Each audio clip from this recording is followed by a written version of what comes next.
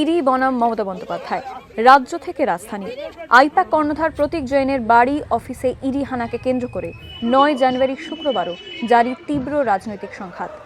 যাদবপুর থেকে হাজরা তৃণমূল নেত্রীর প্রতিবাদ মিছিল, হাইকোর্টে আইপ্যাক মামলা, দিল্লিতে তৃণমূল সাংসদদের প্রতিবাদ, পুলিশের ধরপাকড়, দিনভর সরগরম রাজনৈতিক মহল। শীত শহরের উত্তাপ বাড়ায় এদিনের প্রতিবাদ মিছিল। সকাল থেকেই সাজো সাজো রব কলকাতা দক্ষিণে। নির্ধারিত সময়ে যাদবপুর এইচবির মোড় থেকে পদযাত্রা শুরু করেন মমতা বন্দ্যোপাধ্যায়। মিছিলের সামিল প্রায় সব স্তরের তৃণমূল কর্মীরা। মিছিলের শুরুতেই বার্তা দিয়ে তৃণমূল নেত্রী জানান, মানুষের অধিকার কাড়ার প্রতিবাদে রাস্তায় তাঁদের পথ দেখাবে।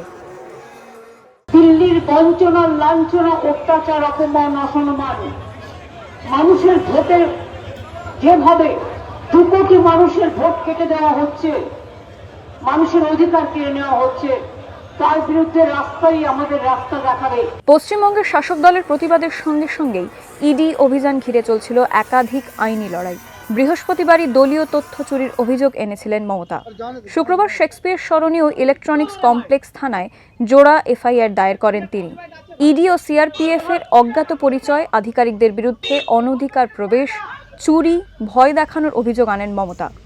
বৃহস্পতিবারই এই ঘটনায় শতপ্রণোদিত মামলা করেছিল পুলিশ। একই ঘটনার প্রেক্ষিতে ইডি দ্বারস্থ হয়েছিল হাইকোর্টের, যেখানে মমতা বন্দ্যোপাধ্যায়কে যুক্ত করা হয়। দাবি করা হয়েছে সিবিআই তদন্তের। পাল্টা মামলা তৃণমূলের, সেখানে যুক্ত করা হয় আইপ্যাক ও ইডিকে।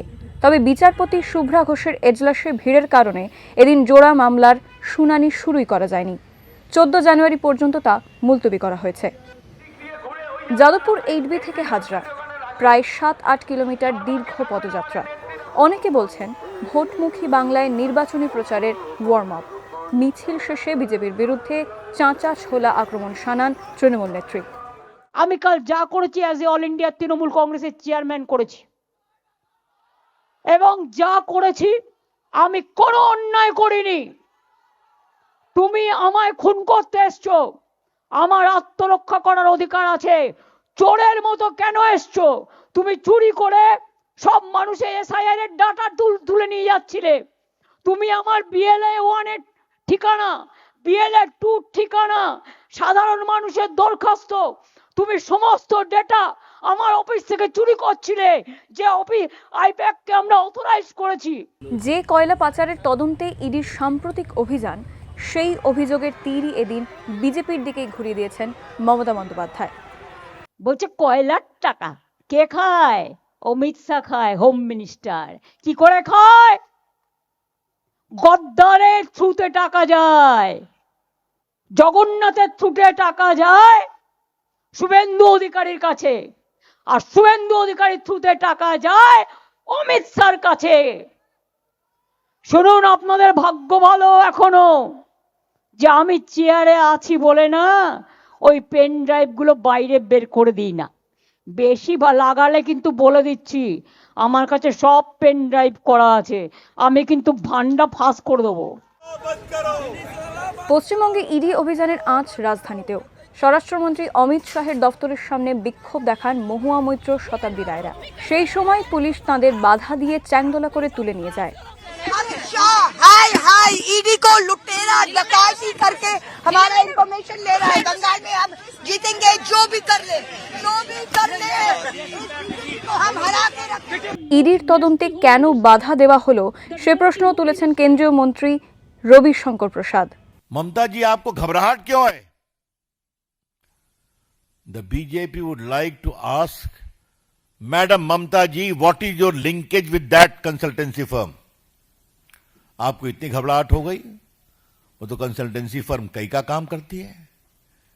लेकिन अगर घोटालों की जांच हो रही है, कोल स्कैम की जांच हो रही है, तो आपको इतनी परेशानी क्यों है? পশ্চিমবঙ্গের এই ঘটনা শুধু রাজ্য রাজনীতিতেই সীমাবদ্ধ নেই। জাতীয় স্তরে বিজেপি বিরোধী দলগুলো এ নিয়ে মুখ খুলেছে। ईडी कौन सी चीज को अपने कंक्लूजन तक ले जा पाया। अब ये एक नया लो है कि आप पॉलिटिकल कंसल्टेंसी पर या विपक्ष के खिलाफ कर रहे हैं। अगर आप में दम है तो लोकतांत्रिक ढंग से चुनाव लड़िए और जीतने की कोशिश करिए।